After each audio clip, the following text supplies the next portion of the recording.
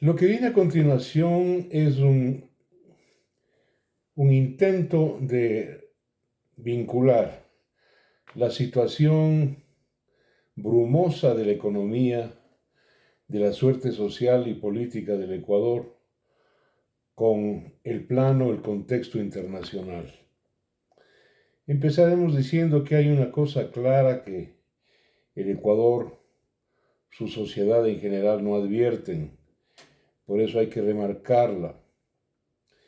La prioridad del señor presidente de la República, Guillermo Lasso, a partir de la movilización y el paro, no se ve ninguna rectificación, salvo el cambio de personas en su gabinete.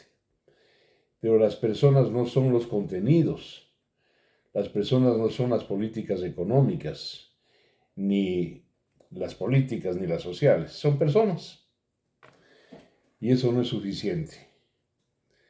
Como acabo de decir, la expectativa de orden económico para las familias en el Ecuador no es buena.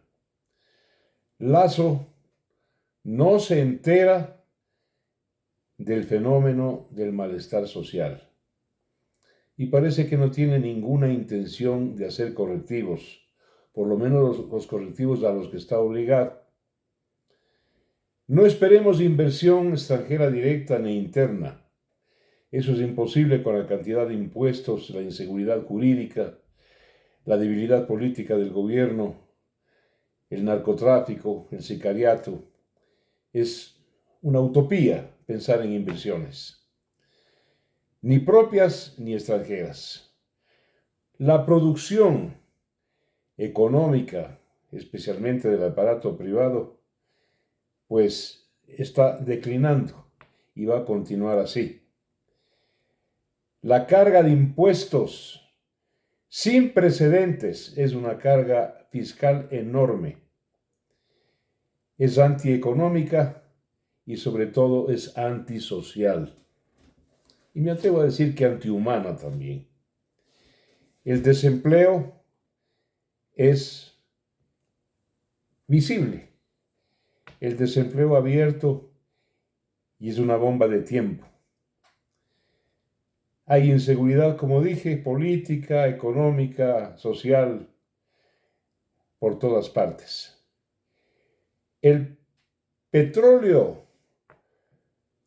ha sido entregado e hipotecado a China por el correísmo, ciertamente. Poco importa que el precio del barril esté subiendo en el mercado internacional si el grueso del hidrocarburo se llevan los chinos. La deuda pública es impagable y no obstante no hay ningún intento por reestructurarla por parte del presidente de la República y del Frente Económico. La deuda externa, mis amigas y amigos, por la situación mundial, ha subido sus intereses al 16%, lo cual va a agrandar las obligaciones de pago del Ecuador. 16% promedio en los intereses de la deuda externa. A todo este panorama del insensible Guillermo Lasso, hoy se suma la inflación mundial por la guerra ruso-ucraniana. Estados Unidos de Norteamérica tiene una inflación en este momento inédita, sin precedentes, del 9.1%. El Instituto de Estadísticas del Ecuador dice que hay una inflación aquí en nuestro país del 4.8, 4.5% redondeando. Eso no hay que creer, son las cifras y los porcentajes oficiales. Pero en la inflación, justamente porque es el impuesto que pagan los pobres en cualquier parte y también aquí en el Ecuador, en la inflación es que me quiero detener en el análisis. Como dije hace un minuto, Estados Unidos sufre este momento la tasa sin precedentes del 9.1% de inflación. No olvidemos que el 60% de nuestro comercio internacional, exportaciones, importaciones, dependen de la economía o del mercado norteamericano, estadounidense. Tanto Estados Unidos como Europa, con Europa tenemos un acuerdo comercial, como bien se sabe, sufren el encarecimiento del petróleo y del gas, causado por la guerra de Putin, una vez más. Todo lo cual explica, y aquí entro en materia, el viaje desesperado del presidente Joe Biden a Arabia Saudita. Ha ido, en mi opinión, así es como lo veo, a humillarse pidiendo a los saudíes que por favor suban la producción para que bajen los precios del barril. La respuesta saudí ha sido: ya veremos, señor, ya veremos. ¿Por qué? ¿Por qué razón? A Biden no le ha recibido el rey Salmán ben Abdulaziz, el rey de Arabia. Le ha recibido el príncipe heredero, su hijo, Muhammad bin Salman, que es a la vez viceprimer ministro que se encarga, entre otras cosas, de los temas de la defensa nacional en Arabia. A este señor, al príncipe heredero, el presidente Biden lo insultó como asesino del periodista opositor Jamal Khashoggi en el año 2018, recuerdan ustedes, en el consulado de Turquía. Biden, más allá de que sea o no culpable este hombre de aquel asesinato, una primera potencia tan dependiente geopolíticamente de los saudíes, no podía pues tener la trivialidad y la ligereza de decir: eres un asesino. Hay otros mecanismos y hay otras instancias e instituciones que se encargan de eso, de hacer justicia. El encuentro de Biden con bin Salman, el príncipe heredero, no fue nada amistoso la semana pasada. No hubo apretón de manos, para nada, sino un choque de puños bajo el membrete o el pretexto de la pandemia. Un choque de puños y nada más, muy decidor en el plano diplomático.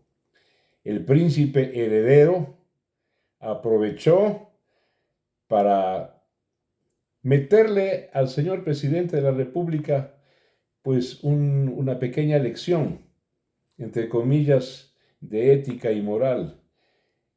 Le ha dicho, comillas, que imponer la vida estadounidense, los principios de Occidente a la fuerza es un error, en alusión a la invasión a Irán y Afganistán.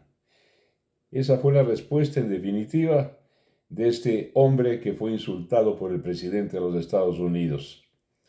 Pero Joe Biden incurre en otro acto me atrevo a decir que de debilidad.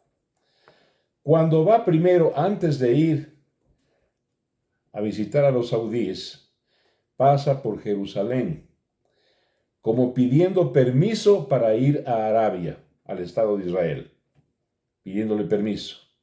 Y ahí vuelve a hablar de un Estado palestino como necesidad, que más allá de que sea esto legal o legítimo, dejémoslo aparte, no era prudente, era una imprudencia porque ataca y lesiona y lastima las convicciones judías.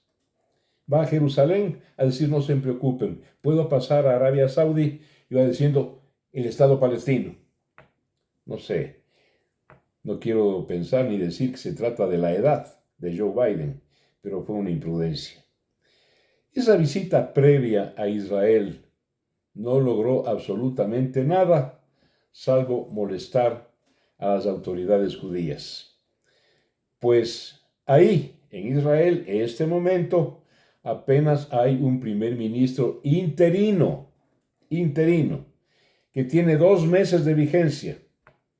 Se llama Yair Lapid. Dura 2 meses este primer ministro, que reemplazó hace poco nomás al titular Naftali Bennett. Bueno, Israel recién va a tener elecciones firmes en el mes de octubre, después de 2 meses y medio, con visibles posibilidades de que llegue o regrese al poder Benjamín Netanyahu. La visita de Biden fue inocua a Jerusalén y, como aquí decimos, un auténtico saludo a la bandera. Ahora bien, también es cierto que algo va a obtener Occidente de los saudíes en materia petrolera, algo. ¿Por qué razón? Porque los árabes sauditas siempre han necesitado comprar juguetes, armas, a los Estados Unidos y a Europa. Son juguetes de alta tecnología, muy pero muy superiores a los juguetes rusos, ni digamos que a los chinos. Estados Unidos y Europa son un proveedor de armamento de Arabia Saudita.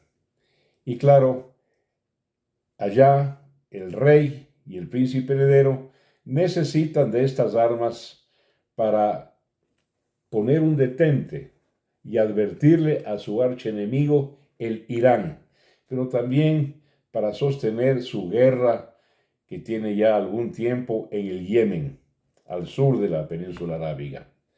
Pero ese algo que van a conseguir solo va a desacelerar la trepada del petróleo, no la va a detener.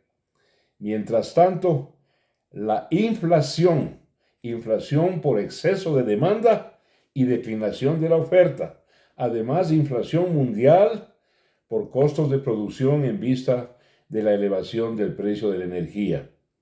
Esto va a mantenerse por largo tiempo aún. Pero de esto, que nos influye, que nos determina, que nos afecta, parece que no se da cuenta el presidente de la República del Ecuador, el señor Guillermo Lasso, que, como dije, no sé si lo dije, pero si no, pues lo voy a decir en este momento, tiene 2 prioridades. La primera es la sanidad y la solvencia de lo que le es a Lasso tan caro, tan querido, tan prioritario: la banca. No olvidemos que es un banquero. Y entre sus aspiraciones, visiblemente, es quedarse dándose la vuelta y por una piramidación, pues con el Banco del Pacífico, una prioridad.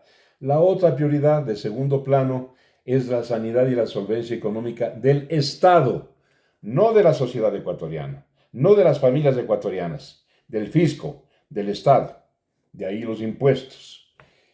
Y como tercera prioridad, simplemente para el discurso y de labios para afuera, hablar de los pobres, hablar de la distribución de la riqueza y emitir decretos que no sirven para nada porque nunca se ponen en práctica de cara a las grandes necesidades insatisfechas de la sociedad nacional. El desempleo continúa, el empleo informal se acerca al 80%, hay un gran descontento en el país, pero eso, como acabo de decir, es una tercera y de soslayo prioridad para el señor Lasso. Bueno, como dije al principio, he intentado relacionar el contexto de la crisis mundial con la crisis visible y muy grande del país ecuatoriano. Muchísimas gracias, mis amigas y amigos. Un abrazo y hasta mañana.